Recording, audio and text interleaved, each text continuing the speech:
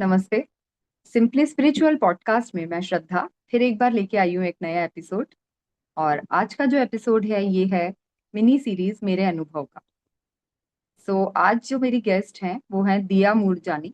ये हमारी सोसाइटी में ही रहती हैं और जब मैंने मेरे पॉडकास्ट के लिंक्स जो मेरे चैनल के लिंक मैंने हमारे ग्रुप में शेयर की, हम लोग एक्चुअली म्यूजिक ग्रुप में साथ में हैं। हम लोग हर महीने गाने गाने के लिए मिलते रहते हैं। जब मैंने वो उस ग्रुप पे हमारी लिंक मैंने शेयर की, दिया ने भी इंटरेस्ट दिखाया कि वो भी अपने एक्सपीरियंसेस जरूर शेयर करना चाहेंगी। And thank you so much in advance दिया कि आपने यहाँ पर आने के लिए अग्री किया। And I am looking forward कि आपके क्या एक्सपीरियंसेस हैं। Let us all welcome Diya. Hello, welcome Diya. Welcome to simply spiritual podcast. And हमारी जो नई सीरीज है मेरे अनुभव, इस सीरीज में आपका बहुत बहुत स्वागत। थैंक यू श्रद्धा। मैं इस बात का तो आपको तहे दिल से शुक्रिया अदा करना चाहती हूँ कि आपने मुझे अपने चैनल पे पॉडकास्ट का मौका दिया। जैसे कि सीरीज का नाम ही है मेरे अनुभव। हमने जब बात की तो आपने बताया था कि आपके पास भी ऐसे बहुत सारे अनुभव हैं हम लोगों के साथ शेयर करने के लिए। I am really looking forward to hear your experiences. आप प्लीज शेयर कीजिए। हाँ जी। किन के बारे में आप बताने वाली हैं, पहले तो आप ये बताइए। मैं बताना चाहूंगी कृष्ण जी के बारे में। तो मैं अपनी जिंदगी के कुछ ऐसे एक्सपीरियंस शेयर करना चाहती हूँ जहाँ मुझे लगा कि कैसे स्पिरिचुअलिटी और भक्ति ने मेरी लाइफ में एंटर किया और फिर मेरी लाइफ को एक नई डायरेक्शन मिली, मुझे जीने का तरीका आया। इससे पहले हम्म। मेरा जीवन क्या था और स्पिरिचुअलिटी के एंटर होने के बाद मेरे जीवन में कितने चेंजेस आए, तो मैं कुछ वही एक्सपीरियंसेस शेयर करना चाहूंगी। तो मैं स्टार्ट करना चाहती हूँ अपने लाइफ में। जैसे पीछे अगर मैं देखती हूँ, जब मैं अराउंड 10 to 12 ईयर्स की एज में थी, तो मेरी जो मॉम थी वो किसी सत्संग में जाती थी वहां पर। तो उन्होंने मुझे ऐसे ही बोला कि तुम भी मेरे साथ चला करो, तुम्हें अच्छा लगेगा। तो जैसे कि आप मतलब जानते हो कि एक 10-12 साल के बच्चे के अंदर कितनी ही अंडरस्टैंडिंग होती है और हम्म। वो कितना समझ सकता है, वो सभी को पता है। तो मैंने उनको हाँ हामी भर के मैं 1-2 बार चली गई उनके पास, उनके साथ सत्संग चली गई। और फिर बस मैंने ये देखा कि जैसे मैंने मतलब उनके साथ जाना स्टार्ट किया सत्संग, और जब मैंने वहाँ का एटमॉस्फेयर देखा, मैंने वहाँ पे लोगों को भजन गाते हुए देखा, वहाँ का एक पीसफुल एनवायरनमेंट देखा, तो मुझे इतना डिवाइन, मतलब इतनी शांति, इतना डिवाइन एक्सपीरियंस लगा। हालांकि वो उम्र बहुत छोटी है कुछ भी ऐसा जज करने के हम्म। लिए, बट अंदर में जो एक शांति का एहसास हुआ, उस शांति ने मेरी जिंदगी में बहुत गहरा छाप छोड़ा। तो हम्म। वो एक शुरुआत थी जब मैंने अपनी स्पिरिचुअल जर्नी स्टार्ट किया। वहां पे जो मुझे एक चीज बहुत ज्यादा जिसने मुझे अट्रैक्ट किया, वो था वहां पे जो लोग वहां पे भजन गाते थे। तो उनको गाता हुआ देखकर मुझे भी अंदर में एक इंटरेस्ट सा जागा कि मैं भी ये भजन गाऊं, मुझे भी गाने हैं। तो मैंने मम्मी से अपनी शेयर किया कि मम्मी मुझे भी भजन गाना है, मुझे भी आप सिखाओ ताकि मैं भी वहां जाके गा सकूं। तो मम्मी के पास एक भजन की बुक थी, छोटी सी भजनावली नाम था, मुझे अभी भी याद है। तो हम्म। बस मैंने वो मम्मी के साथ साथ थोड़ा सा प्रैक्टिस करना शुरू किया भजन। और फिर जैसे जैसे हम लोग जाते थे, तो मैंने वहां पे, उन्होंने अपनी जो उनकी गुरु माँ थी, तो उन्होंने उनके सामने रिक्वेस्ट रखी कि मेरी बेटी भजन गाना चाहती है, तो आप प्लीज थोड़ा इसे मौका दीजिए। तो बस हम्म। वो शुरुआत थी। मैंने वहां पे जब भजन गाया, और वो मेरी जिंदगी का एक ऐसा ऐसा एक्सपीरियंस था कि वो मैं आज तक नहीं भूला भुला सकती उस एक्सपीरियंस को। तो तब से मेरे वो भजन गाने की शुरुआत हुई।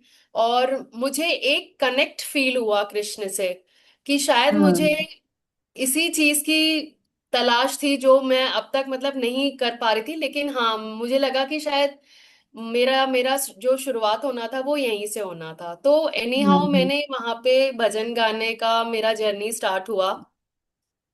और फिर धीरे धीरे ग्रेजुअली मैं कैसे कनेक्ट होती गई, सत्संग में इन्वॉल्व होती गई, धीरे धीरे धीरे धीरे। कुछ टाइम बाद जब मैं अपने मैरिड लाइफ में आई, जब मेरी शादी हुई, तो भगवान की कृपा देखिए, मतलब हम्म। शादी भी भगवान जी ने ऐसे घर में कराई जहां मेरी मदर इन लॉ भी सेम उसी ही सत्संग से जुड़ी ओ, थी। तो मुझे भगवान की वो कृपा का इतना ज्यादा अनुभव हुआ कि भगवान की कृपा ही है ये, जो मुझे ऐसी फैमिली में उन्होंने मुझे भेजा कि जहां मैं दोबारा कृष्ण से कनेक्ट हो सकूं और अपनी जर्नी हम्म। को मैं कंटिन्यू कर सकूं। तो फिर मम्मी के साथ भी ऐसा हुआ, और मदर इन लॉ के पास जब मैं आई तो उन्होंने भी मुझे यही ऑफर किया कि तुम मेरे साथ सत्संग चला करो, मुझे भी हेल्प हो जाएगी ड्रॉप में करने में, आने जाने में। हम्म। तो लकीली मैं ड्राइव भी कर लेती थी। तो बस यही, जैसे भगवान ने सब कुछ सेटिंग करके रखी हुई थी, बस आना बाकी था, कहते हैं ना। तो हम्म। बस वो एक जर्नी वहां पे शुरू हुई कि मैं अपनी मदर इन लॉ को लेके जाती थी, फिर वहां पे सत्संग के और सारे डिवोटीज होते थे जो कहते थे कि जैसे हमें सत्संग में सिखाया जाता है कि अगर आप अपनी कार ला रहे हो तो आप अपनी कार को खाली मत लेके जाओ, जो हम्म। आपसे बन हेल्प पड़े, का। आप जितनों को अपने रास्ते में जितनों को ड्रॉप कर सकते हो आप उनको ड्रॉप करके ये सेवा लो। तो मन में हम्म। ऐसे ही भाव आया कि ये बात भी तो सही है, तो क्यों ना मैं मतलब वहां से वापसी में आते समय डिवोटीज को लेते आती थी, और जो जो सीनियर सिटीजन्स होते थे उनको ड्रॉप करते हुए आती थी। तो अंदर में मुझे एक बहुत ही शांति का एहसास होता था, मुझे बहुत ही पीस फील होती थी कि मैं किसी के लिए कुछ कर पा रही हूँ।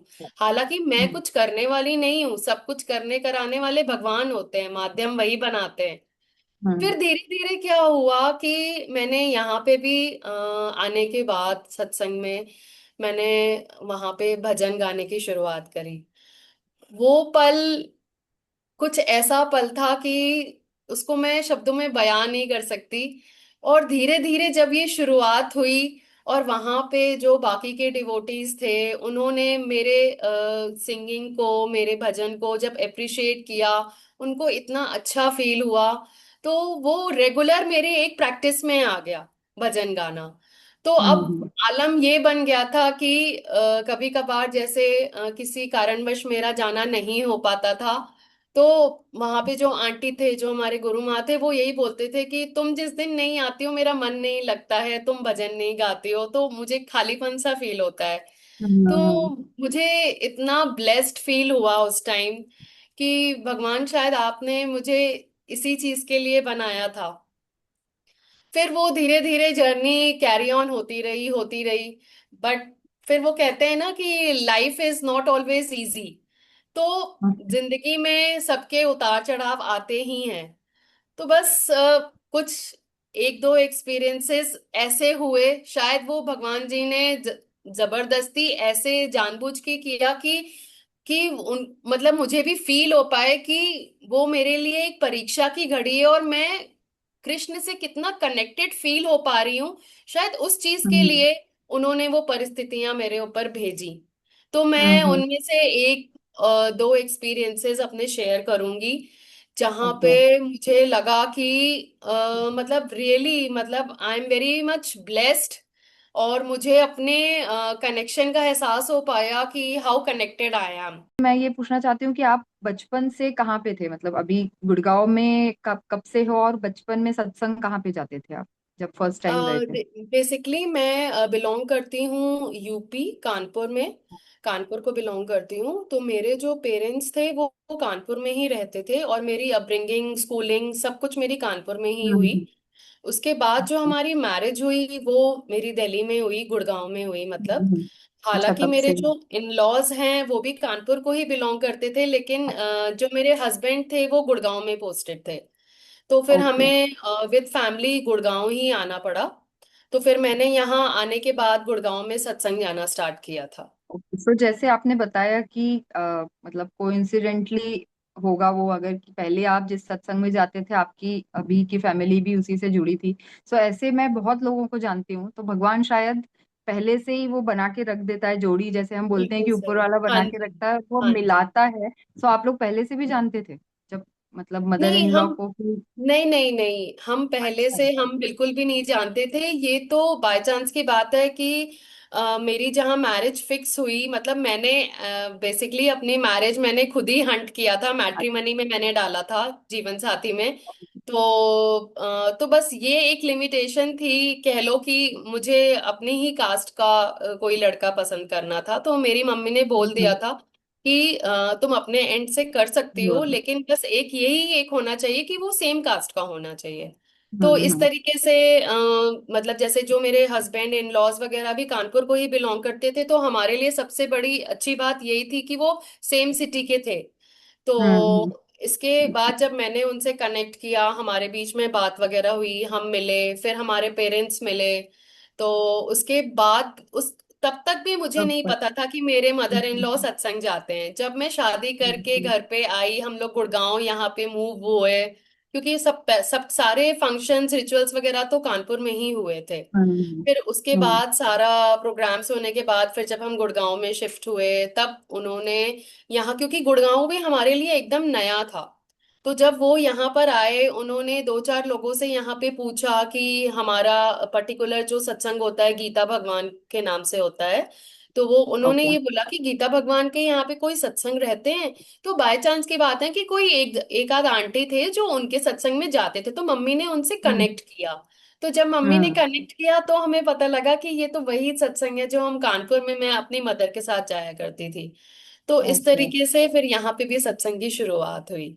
तो सच में एक एक्सपीरियंस तो यही है कि भगवान ने मतलब ऐसे बिल्कुल। जो बना के रखता है। और एक और मेरी फ्रेंड है, उनका भी सेम था कि उन्हें पहले से कुछ नहीं पता था, शादी होने के बाद उन्हें पता चला कि सेम उनका भी गुरु उनको फॉलो करते हैं, सेम निकले वो।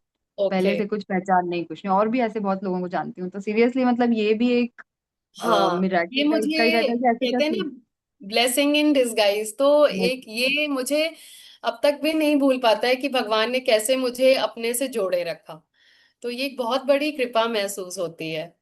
तो मैं इसी आप। ही बेस पे अपना जो एक्सपीरियंस शेयर करने वाली थी, वो मैं हम्म। ये बताना चाह रही थी कि जैसे गुड़गांव आने के बाद जब हमने सत्संग जाना शुरू किया, तो जो हमारी गुरु माँ हैं, तो वहां पे एक आप रूल सा बोल लो या एक रिगार्ड सा बोल लो कि हम कहीं पे भी जब हम आते जाते हैं, मतलब जैसे सत्संग आ रहे हैं और हमें उसके बाद किसी कारणवश हम नहीं जा पा रहे हैं, तो हमें उनसे डिस्कस करना होता था कि दीदी हम दो चार दिन के लिए बाहर जा रहे हैं तो हम नहीं आ पाएंगे, हमारा आना नहीं हो पाएगा।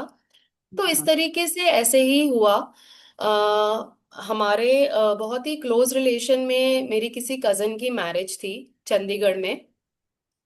तो मेरा मैंने उनके सामने अपनी बात रखी कि दीदी हम ऐसा ऐसा है, हमें बहुत ही क्लोज मैरिज में चंडीगढ़ में एक वेडिंग के लिए जाना है, तो आप प्लीज आज्ञा दें और हम जाके वहां से होके आए।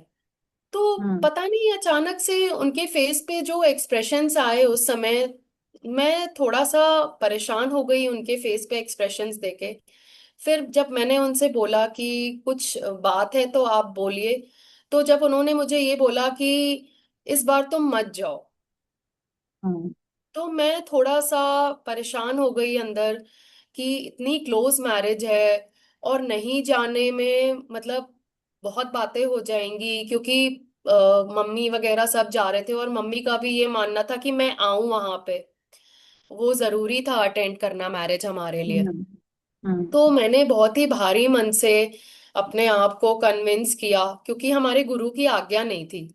लेकिन बट फिर भी मुझे लगा कि हमेशा पूछ लेते हैं, चलो एक बार नहीं मानते हैं इनकी Right. आज्ञा, हम्म। चलो होकर आते हैं। तो फिर मैं उनकी आज्ञा का उल्लंघन करके हम लोग चले गए। हम लोग मतलब मैं, मेरे हस्बैंड, मेरे दोनों बच्चे, हम लोग चार लोग मैरिज अटेंड करने गए वहां पे चंडीगढ़ में। तो बहुत अच्छे से हमने मैरिज अटेंड की वहां पे, हमने सब बहुत अच्छे से एंजॉय किया। फिर हमें वापस चंडीगढ़ से दिल्ली का हमारा शताब्दी का ट्रेन थी, तो वो हम वापस दिल्ली स्टेशन आए।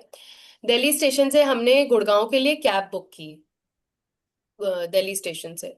तो फिर जब हम कैब में बैठ गए, सब बैठ गए और हम टुवर्ड्स गुड़गांव के लिए चल दिए। तो हम लोग की कैब में हम लोग चार लोग थे प्लस एक ड्राइवर था। तो अब मैंने क्या देखा, थोड़ी दूर चलने के बाद जब हम जा रहे थे, तो सामने से एक आर्मी का बड़ा सा ट्रक बड़ा सा ट्रक आ रहा था सामने से।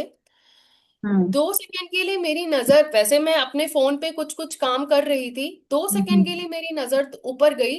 और वो मैंने एकदम से देखा कि वो ट्रक हमारे तरफ ही आ रहा है। और मैं एकदम से चिल्लाई। और जब तक मैं हम्म। चिल्लाई और वो ट्रक हमें हिट कर चुका था, हमारी कैब को। और वो ऐसा झकझोरने वाला इंसिडेंट हुआ कि वो मेरी, मतलब आज तक भी मेरे रोंगटे खड़े हो जाते हैं, मुझे इतने गूज बम्स होते हैं जब मैं वो हम्म। इंसिडेंट याद करती हूँ। लेकिन आप विश्वास नहीं मानोगे कि आप, मतलब हम 4 लोग 5 लोग उस कैब के अंदर थे, इतना बड़ा ट्रक सामने से आके उसने हमें हिट किया। और हमारे शरीर पर एक खरोंच का भी निशान नहीं।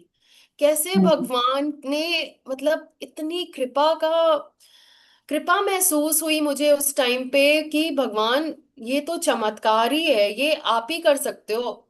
मतलब वो हम्म। गाड़ी, जब हम गाड़ी बाहर निकल के हम साइड में खड़े हुए और जब हमने गाड़ी की हालत देखी, तो मेरी आंखों से झरझर आंसू बहने लगे कि हम्म। भगवान, हम सही सलामत कैसे हो गए। मतलब इस गाड़ी को देख के कोई ये कह नहीं सकता था कि इसमें कोई बैठने वाला शायद बचा भी होगा।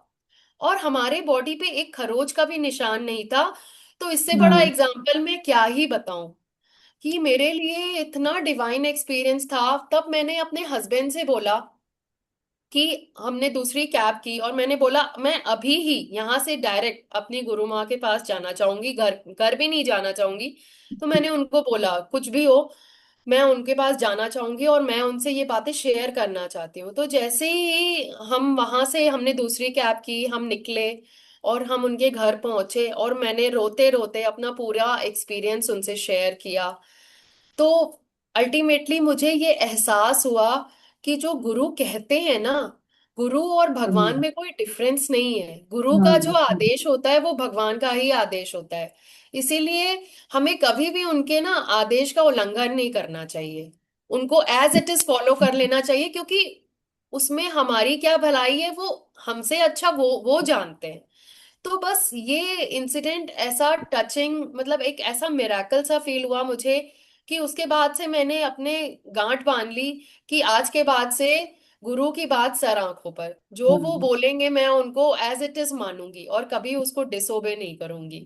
तो एक हम्म। ये एक्सपीरियंस था जो मैं आप लोगों से शेयर करना चाहती थी।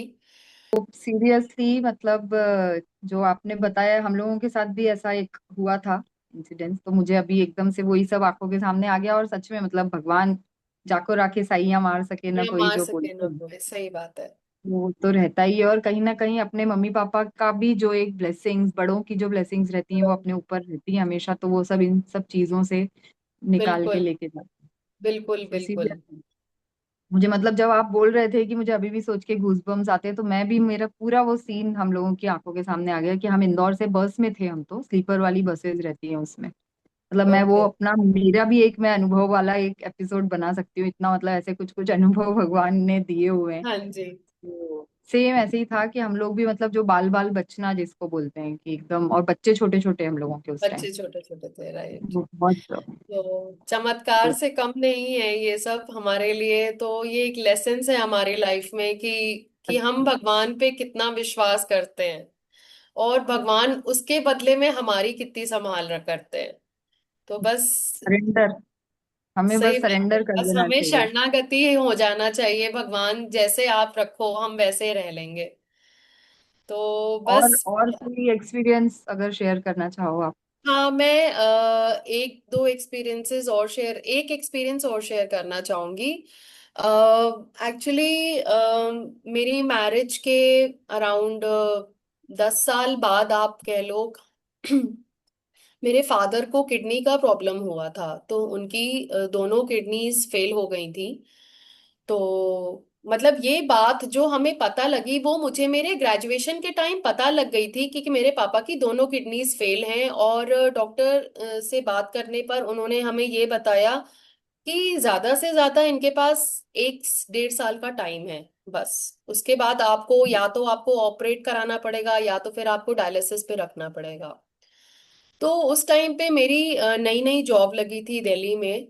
और मम्मी एकदम मतलब टूट गए थे कि मेरी बेटी भी जा रही है और हस्बैंड की भी ऐसी हालत है। तो मैं उनको संभालूंगी, कि मैं घर को संभालूंगी। और मैं बड़ी बेटी होने के नाते मेरी भी मतलब काफी उनको सपोर्ट था मेरे टाइम एंड से, लेकिन अब वो ये भी नहीं चाहते थे कि इसकी इतनी अच्छी जॉब अपॉर्चुनिटी आई है तो मैं हम्म। इसको बोलूं रुकने को। तो मम्मा भी बड़ा दिल मजबूत करके थी कि हाँ ठीक है, मैं इसको जाने देती हूँ। और मैं भी थोड़ा सा अपने एक्साइटमेंट में थी कि मेरा नया जॉब है, फर्स्ट जॉब है। पापा का भी था मुझे, लेकिन एक होता है ना लड़कपन सा, इंसान को उतना हम्म। वो नहीं फील होता है। तो फिर मैं अपने जॉब पे चली गई, और फिर धीरे धीरे मम्मी वहां पे पापा का टेक केयर कर ही रही थी। तो ऐसे करके धीरे धीरे 4-5 साल बीत गए, और पापा वॉज एक्सट्रीमली फाइन। मतलब जो डॉक्टर ने प्रिकॉशंस बोले थे वो हम ले ही रहे थे। बट उसके बाद मेरी शादी हो गई। और शादी के कुछ 4 से 5 साल तक, 4 से 5 साल बाद उनकी थोड़ी थोड़ी तबीयत बिगड़ना शुरू हो गई, पापा की मेरे। तो तब वो फिर डॉक्टर ने उनको बोल दिया कि आप डायलिसिस स्टार्ट करवा दो, क्योंकि अब किडनी उतनी इफेक्टिवली आपकी फंक्शन नहीं कर रही है। तो उन्होंने डायलिसिस स्टार्ट कर दिया। डायलिसिस कराते कराते भी उनका 1-2 साल बहुत अच्छे से निकल गया। बट अब लास्ट स्टेज ऐसा हो गया कि अब उनकी बॉडी में डायलिसिस कराने की भी कैपेबिलिटी नहीं रह गई थी, बहुत ही वीक हम्म। हो गए थे। और वो जूझ रहे थे अपने ही पेन से। तो एक दिन मैं ऐसे ही घर पे बैठी ही थी, बच्चों के स्कूल के आने का टाइम हो रहा था, स्कूल से आने का। तो मम्मी का अचानक से फोन आ गया कि पापा को ले गए हैं हॉस्पिटल में, और अब वो उनका लास्ट टाइम ही है, समझो तुम एक तरीके से। तो हम्म। मैंने तुमको बता दे रही हूँ ताकि तुम थोड़ा सा अवेयर रहो, अगर हो सकता है तुम्हें आना पड़ जाए। हम्म। तो मैं प्रिपेयर तो हम सभी थे उस इंसिडेंट के लिए। तो फिर ठीक है, तो फिर कॉल आ ही गया, उसी दिन ही आ गया, थोड़े 1-2 घंटे बाद, कि पापा नहीं रहे। तो उसके बाद जब मेरा जाना हुआ घर पे, और उस टाइम तो सारे बहुत सारे रिलेटिव्स होते हैं घर पे, तो इतना कुछ दुख का एहसास भी नहीं हो पाता है। लेकिन अगले ही 2-4 दिनों में जब बाकी सारे रिलेटिव्स चले गए और घर एकदम खाली सा हो गया, बस मम्मी, मेरा भाई और मैं ही थे और बच्चे थे। तो मुझे मतलब अचानक से एक अंदर से एक डर का एहसास होने लगा कि कहीं आसपास पापा हैं, कुछ है। मतलब जैसे हम सुनते हैं ना कहानियों में कि वो आत्मा घर पे ही रहती है और वो 13 दिन तक हम्म। घर घर पे ही घूमती है। तो वो सारी बातें मेरे माइंड में आ रही थी, और मैं बहुत ज्यादा डिस्कम्फर्ट और डर, और मैंने बहुत ये सारे मोमेंट्स फील जब मुझे हुए, तो मुझे रात में नींद नहीं आ पाती थी। मैं सोचती थी मैं किसी भी तरीके से ये 12 डेज कंप्लीट करके मैं घर चली जाऊं। हम्म। वो टाइम गुजर गया वहां पे। जब मैं वापस अपने घर आई, अपने ससुराल वापस आई, और जब मैं अपने यूजुअल डेली रूटीन्स में लगी, तो मुझे वही प्रॉब्लम, मतलब मुझे रातों में नींद नहीं आना, एक डर सा लगना। तो जब मैंने यहाँ पे, मुझे किसी ने रिकमेंड किया कि आप किसी साइकोलॉजिस्ट को दिखाओ, क्योंकि मुझे तो इतना आइडिया भी नहीं था कि मुझे हो क्या रहा है। मुझे समझ हम्म। ही नहीं आ रहा था। तो फिर जब मैंने साइकोलॉजिस्ट को दिखाया तो उन्होंने बताया कि आपको सिवियर डिप्रेशन और एंजाइटी है। तो तब मुझे पता लगा कि मेरे पापा के जाने के बाद मैं डिप्रेशन में ही चली गई, क्योंकि मैं वो सब कुछ झेल ही नहीं पाई। हम्म। मैं अपने फादर से बहुत ज्यादा बॉन्डेड थी, और लास्ट टाइम के उनके पेन्स देख कर ना मुझे मन में एक बहुत ही दर्द सा फील होता था कि भगवान, अगर मेरी प्रार्थना में थोड़ी सी भी अगर सच्चाई है तो आप मेरे पापा को बचा लो। लेकिन हम्म। कहते हैं ना, सांसें तो गिनती की होती हैं। आप जितना भी एफर्ट्स कर लो, वो जितनी सांसें लिखवा के आया है वो बंदा उतना ही जिएगा। तो बस यही था। मेरा मेडिकेशन स्टार्ट हुआ। मेरे पापा के जाने के बाद मैं 7 to 8 years तक I was into depression. मैं वो पीरियड मेरे लिए बहुत ही डिफिकल्ट फेज था मेरी लाइफ का, जहाँ मेरे जीवन में बहुत सारे उतार चढ़ाव आए। मेरे और भी रिलेटिव्स जो मेरे हस्बैंड के साइड से, जैसे उनकी बुआ, उस उनको कैंसर का प्रॉब्लम था तो वो एक्सपायर हो गई। तो मेरे साथ हमेशा ऐसा हुआ था, मैंने कभी इतना क्लोज डेथ देखा नहीं था। तो अब जब मैंने ये धीरे धीरे एक्सपीरियंस करना शुरू किया, तो already I was into depression, और जब मैं एक के बाद ये एक केसेस देख रही थी, तो मेरी हालत और खराब होती जा रही थी। तो एक ये टाइम था जब मैंने सत्संग जाना नहीं छोड़ा, मैं अपनी मदर इन लॉ के साथ कंटिन्यूस सत्संग जाती रही। नो डाउट मेरा वहां पे मन नहीं लगता था, मुझे मेडिकेशन की वजह से नींद आती थी, और मैं कई बार ऐसा होता था कि मैं सो भी जाती थी। लेकिन मैंने अंदर में एक एक ये बात ठान ही रही अपने अंदर कि मुझे सत्संग नहीं छोड़ना है। तो मैं वहां जाती रही, अपने गुरु माँ से मिलती रही, वो मुझे समझाते रहे, लेकिन उस वो फेज ऐसा था ना कि कुछ भी नहीं समझ में आता था। बस जैसे लग रहा था कि भगवान ने ये मेरे ऊपर प्रॉब्लम दी है, मुझे झेलना है, मुझे ये मेरे कर्मों की खुद की कोई सजा होगी कि मेरे ऊपर ये प्रॉब्लम आई है, तो मुझे एनी हाउ इसको टॉलरेट करना है और मुझे पास ऑन करना है। तो फिर ऐसे ही हुआ। मैं वो फेज मेरे लिए बहुत ही टफ फेज था। मैंने ग्रेजुअली एंड स्लोली, धीरे धीरे करके फैमिली को भी संभालना था, बच्चों को भी देखना था, अपनी मदर इन लॉ को भी देखना था, उधर अपने फैमिली में भी देखना था। तो बहुत ज्यादा स्ट्रेस था दिमाग में, चिड़चिड़ापन होता था। बट हम्म। उन उस मोमेंट ने मुझे कैसे ऊपर उठाया और भगवान की तरफ जला के जोड़ दिया। मैं उस मोमेंट से आज जो उभर के वापस आई हूं, तो मैं एक स्ट्रांग दिया बनकर आई हूँ। कि मुझे अब समझ में आता है कि उस फेज ने मुझे कितनी शक्ति दी, मुझे इतनी एनर्जी दी कि आज मतलब कुछ भी हो जाए, मुझे भगवान पे इतना भरोसा है, इतना भरोसा फील होता है कि भगवान आप जो कुछ भी करते हो ना, वो हमारे भले के लिए करते हो। बस एक हम्म। बात अंदर में ये मेरे हमेशा रही कि आज मैं जो कुछ भी हूं, और वो जो भी सिचुएशंस आई, वो मुझे स्ट्रॉन्ग करने के लिए ही आई। तो वो फेज मेरे लिए बहुत ही इवॉल्विंग फेज था, मेरे फादर वाला जो फेज था। मैंने बहुत कुछ सीखा, मैंने अपनी स्ट्रेंथ, अपनी वीकनेस समझी कि क्या मेरी स्ट्रेंथ्स है, क्या मेरी वीकनेसेस हैं। बस एक भगवान का साथ नहीं छोड़ा, और आज मैं उस मुकाम पे हूँ कि मुझे लगता है कि शायद मुझे दुनिया की कोई भी ताकत हिला नहीं सकती है, क्योंकि मुझे भगवान पे उतना विश्वास है। आज बहुत सारी चीजें सुनने को मिलती हैं, ये हो गया, ऐसा हो गया। मेरी डॉटर भी बहुत ही स्पिरिचुअल है, वो भी मेरे से काफी बार अपने एक्सपीरियंसेस शेयर करती है। जब जब भी उसके अंदर डर वाली कोई बात आती, तो मैं उसको यही समझाती हूँ कि बेटा, अगर आपके अंदर फेथ है ना, तो आपके अंदर हम्म। डर नहीं है, क्योंकि ये दो चीजों में से सिर्फ एक चीज ही रह सकती है आपके अंदर। तो आप अगर भगवान पे आप फेथ करते हो, तो वो डर फिर आ ही नहीं सकता है।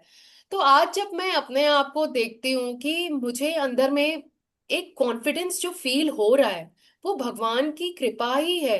वो भगवान ने ही मुझे इतना स्ट्रांग बना दिया है कि आज मुझे कुछ किसी भी सिचुएशन से डर नहीं लगता, मुझे फियर फील नहीं हम्म। होता। मुझे लगता है कि जो मेरी लाइफ में जो जो चीजें होनी है वो ग्रेजुअली होंगी, जो मेरे प्रारब्ध में चीजें हैं वो होंगी। बस मुझे भगवान पे अपना भरोसा टिकाए रखना है। तो बस हम्म। एक ये इंसिडेंट मैंने इसलिए भी शेयर किया अपने फादर का, कि कैसे उस फेज में मैं एकदम से टूट सी गई थी। लेकिन कहते हैं ना कि आप एक बार जब नीचे गिरते हो, फिर आप जब उठते हो तो वो आप बहुत ही स्ट्रांगली उठते हो। तो बस मेरे हम्म। साथ भी एक ऐसा फेज आया जहां मैं एकदम नीचे गिर गई थी, मुझे कुछ नहीं समझ में आता था। लेकिन शायद वही मेरे उठने की शुरुआत थी। तो तो एक यही एक्सपीरियंस था, मुझे आपसे शेयर करना था। ये दो एक्सपीरियंसेस तो मेरे लाइफ के झकझोर देने वाले। यस, तो जो फीनिक्स बर्ड, अगर आपने सुना होगा, ऐसे ही होता है ना फीनिक्स भी, कि पूरा वो खत्म हो जाता है एंड उसी खत्म हो राख में से जाता, अगेन नया अपने मतलब बन के के एंड निकलता है, उड़ता है। राइट।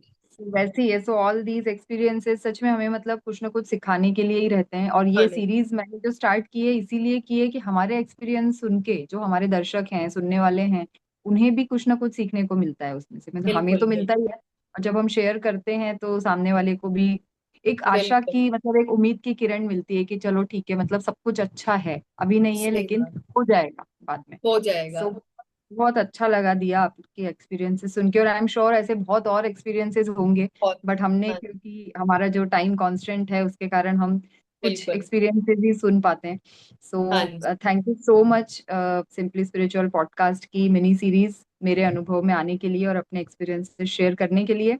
एंड आपकी बेटी का आपने बताया कि उसे भी ऐसे आते हैं, तो जरूर अगर उसे भी इंटरेस्ट होगा आने में, सो उसका एक अलग पर्सपेक्टिव होगा, अलग राइट राइट। सब मैं उसके बिल्कुल एक्सपीरियंसेस होंगे। उनसे उससे बोलूंगी कि एक बार वो आपसे बिल्कुल। कनेक्ट करे, ताकि वो भी आपके स्पिरिचुअल चैनल में अपने आप को कुछ अपने एक्सपीरियंसेस शेयर कर पाए। तो एक बच्चे अपना, उनका एक अलग नजरिया होता है और एक हर चीज को देखने का, सही है। समझने हाँ का, जी। तो उनसे हाँ भी जी। मतलब उसकी एज के बच्चे और ऐसे उन्हें भी कुछ ना कुछ जरूर सीखने को मिलेगा। So thank you so much दिया। और आपका और भी अगर किसी टॉपिक के बारे में, ये तो आपने एक्सपीरियंसेस शेयर किए, बस सपोज अगर आपके पास कुछ और ऐसे टॉपिक के बारे में, क्योंकि आप बचपन से सत्संग से जुड़े हो, सो हम हाँ वो जी। सेशन भी जरूर रिकॉर्ड करेंगे। आप बताइए जब भी श्योर आप फ्री श्योर। हो। मैं हम लास्ट में बस एक अपने व्यूअर्स को एक मैसेज देना चाहूंगी कि जब भी आपका मन बहुत परेशान हो, बहुत भारी हो, आप उदास सा फील कर रहे हो, या फिर आपको किसी प्रकार का कोई भी डर हो मन में, तो बस जैसे मैं करती हूँ, मेरी लाइफ में कभी भी ऐसी कोई सिचुएशन आती है, तो बस मैं कृष्ण जी का महामंत्र जप शुरू कर देती हूँ। और देन हम्म एंड देयर कुछ ही देर में मुझे ऐसा फील होता है कि मुझे एक एनर्जी मिल रही है, मुझे कृष्ण जी एनर्जी दे रहे हैं, और मैं वो उस सिचुएशन से कैसे ओवरकम हो रही हूँ।